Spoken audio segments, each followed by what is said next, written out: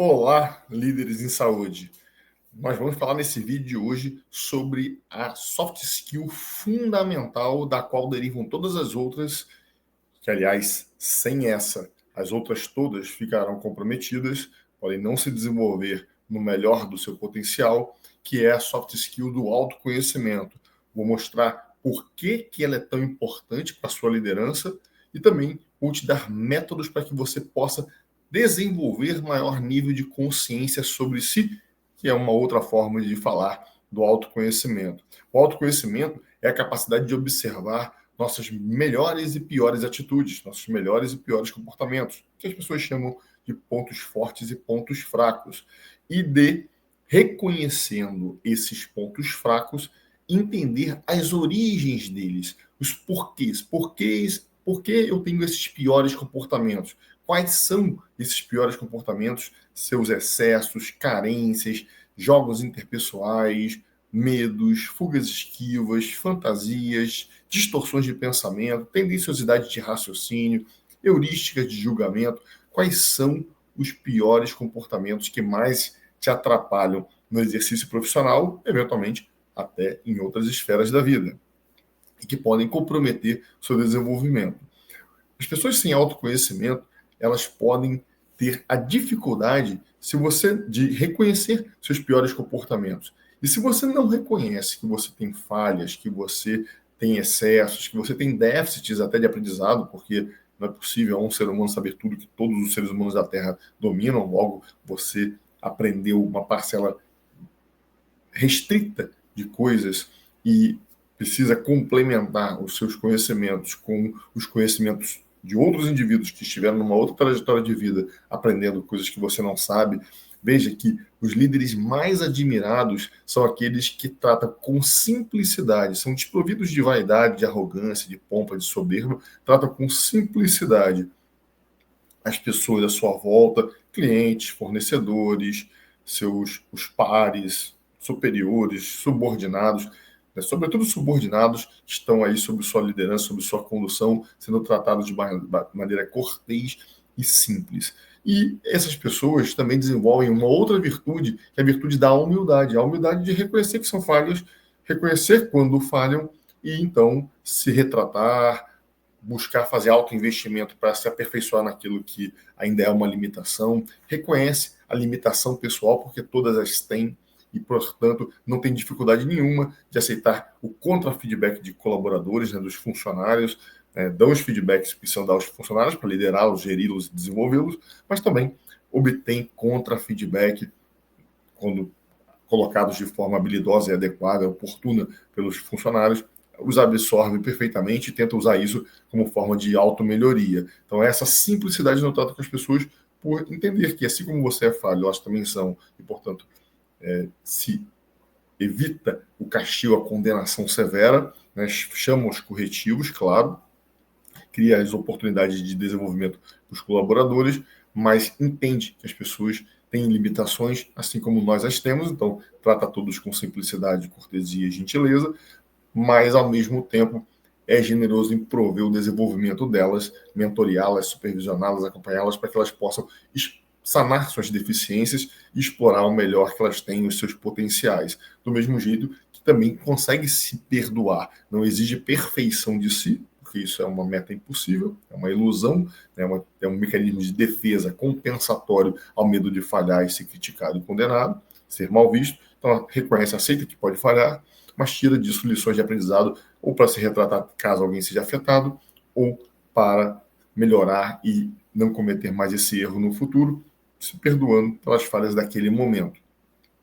A pessoa que desenvolve bom autoconhecimento entende que ela é a última versão atualizada de quem ela vem sendo ao longo do tempo. Que quando elas cometeram um erro num determinado momento, um erro no passado, né, pode ser uma semana anterior, 2 semanas anteriores, um mês, um ano, 10 anos, ou seja, qualquer tempo da sua vida em que você tenha falhado, você é tolerante com a própria falibilidade e com a falibilidade das pessoas, porque entende que elas estão sempre tentando fazer o melhor que podem com aquilo que sabem até o momento. Ou seja, se eu errei um mês atrás, minha versão daquele momento tomou a decisão baseada na informação que tinha, no conhecimento até então, no melhor das suas emoções daquele momento, na sua sensibilidade, nos valores daquele momento, que pode até tudo estar revisado no momento atual. Hoje, você pode estar mais sábio, pelo menos um degrau mais sábio do que aquela versão que naquele momento não tinha a informação que você tem. É muito fácil a gente olhar para o passado e pensar que poderia ter feito diferente, só que com o conhecimento que você tem hoje de que aquilo não funcionou. Mas naquele momento você não sabia que não iria funcionar quando tomou a decisão. Um funcionário não sabia que não ia funcionar quando não tomou a decisão. Então, você sempre está agindo, tentando tomar as decisões com a melhor informação disponível no momento, com o conhecimento adquirido até ali, com os valores até ali formados, com a sensibilidade emocional que o momento estava recrutando ali. Então, tudo isso a gente pode ser tolerante com as nossas versões aprendentes, aceitando que, inclusive, no momento atual, eu sou a versão mais atualizada de conhecimento, de valores, de sabedoria, de maturidade, mas ainda aprendente, portanto, sujeito a falhas e posso me perdoar caso aconteça, tirando disso lições para o aprendizado. Então, um exercício importante para você desenvolver esse tipo de humildade baseada em autoconhecimento, de simplicidade baseada em autoconhecimento, é você começar a fazer um registro das melhores e piores condutas que você tem. Se você pudesse anotar num papel seus 3 melhores comportamentos, suas 3 maiores virtudes, suas 3 maiores competências e as 3 piores atitudes, as 3 piores reações que tem, formas de lidar com as coisas, quais seriam essas 3 que você mesmo declararia? E se você fizesse uma enquete, botasse uma urna anônima, onde todos os seus colaboradores, todos os seus funcionários pudessem colocar ali seus 3 melhores comportamentos e seus 3 piores, o que apareceria majoritariamente? Se todos colocassem nessa urna sem se identificar e você fizesse, então, ou seja, pelo que uma hierarquia dos que apareceram mais e apareceram menos, tanto em virtudes quanto em características problemáticas. Jogos, manipulações, perfil problemático, excessos, deficiências, tudo que você exibe, que as pessoas se incomodam, são afetadas, né, para que você possa olhar para isso, ver se você tem um bom autoconhecimento, se o que foi apontado ali você reconheceu também. Se não, começar a enxergar, observar essas ocorrências e lutar contra elas, identificando inclusive suas origens, como eu me tornei alguém assim, por que eu desenvolvi isso, que necessidade eu quero atender com esses comportamentos, que valores estão envolvidos neles se eu preciso revisá-los,